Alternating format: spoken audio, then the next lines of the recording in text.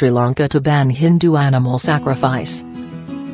Sri Lanka's government has agreed to ban the ritual sacrifice of animals and birds at Hindu temples on the island, a government spokesman told the BBC. The move was proposed by the Hindu Religious Affairs Ministry, and said most moderate Hindu groups support it.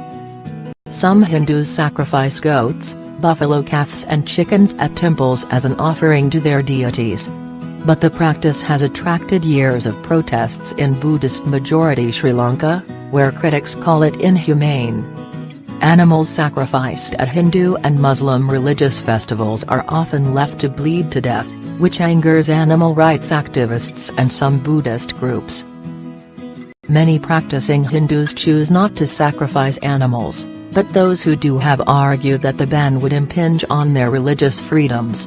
They say such sacrifices are an ancient part of their faith that must be allowed to continue.